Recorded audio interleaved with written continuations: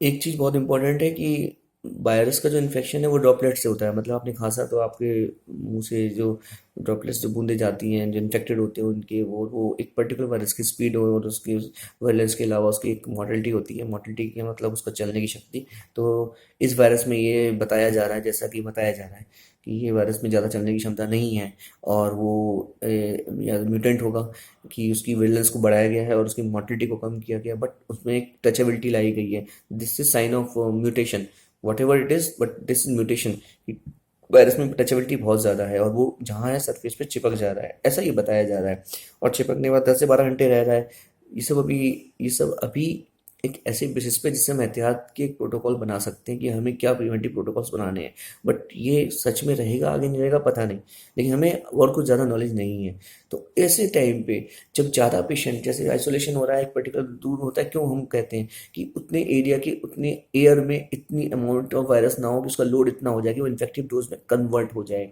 Infective dose में convert होने का मतलब है कि पेशेंट को वो इन्फेक्शन दे सकता है अगर वो इतना अमाउंट में हुआ। ऐसे टाइम पे जैसे ये एयर कंडीशन लगे हैं आजकल, मैं यूज़ नहीं कर रहा हूँ इनको। एयर कंडीशन की वजह से ये सारे ड्रॉपलेट्स की जो क्वांटिटी होगी, इसमें वायरल लोड होगा, ये कंसंट्रेट हो सकता है। सब क्या है, एरोसोल से नहीं स्प्रेड करेगा, साइंटिफिकली मैं भी कह रहा हूँ नहीं स्प्रेड करेगा। बट इतने सोफिस्टिकेट एटमॉस्फेयर में जस्ट सेंट्रलाइज एयर कंडीशनर है, वहाँ पे डेफिनेटली ये वर्क करेगा। ये आगे वाली थ्योरी भी कैसे स्टेब्लिश होती हैं on the basis of further new experiments, ये भविष्य की बात है। बट इनसे आज बचना चाहिए, एरोसोल के कंडक्शन से बचना चाहिए। थोड़ा सा हमें ध्यान अभी देना पड़ेगा। जहाँ जहाँ हमने देखा है कि मैंने ये देखा प्रधानमंत्री जो ब्रिटेन के हैं पीएम बोरिस बोरिस समथिंग नाम है उनका, तो वो इन्फेक्टिव हुए। तो क्या प्रधानमंत्री एक पीएम लेवल पे जेट सिक्योरिटी होती है, जब जेट सिक्योरिटी होती है तो एक टचेबल अगर वायरस की ज़्यादा ये उसमें कर रहा होता तो इनको आसपास के लोगों को पहले इफेक्ट होना चाहिए था। मतलब आप एक जोन से भी और एक ड्रॉपलेट इन्फेक्शन से भी दूर रह रहे हो। हाँ, हाथ मिला रहे हैं ये बोला जा रहा है, हाँ हाथ मिला रहे हैं, तो ये सब थ्योरीज हैं। बट एक चीज़ समझिए, कुछ और भी चीज़ें आएंगी। सेंट्रलाइज एसी की एरोसोल कंडक्शन पे भी एक रिसर्च होगी जिसमें कुछ ना कुछ चीज़ें आएंगी, क्योंकि ये बहुत सोफिस्टिकेटेड जगह पे बहुत ज़्यादा अमाउंट में फैल रहा है और रिपीटेड एक्सपोजर डॉक्टर्स को हो रहा है। डॉक्टर्स को एक बार इन्फेक्शन से फर्क नहीं होता। ध्यान दीजिए, इस वायरस में 80% मोर्टिलिटी नहीं है।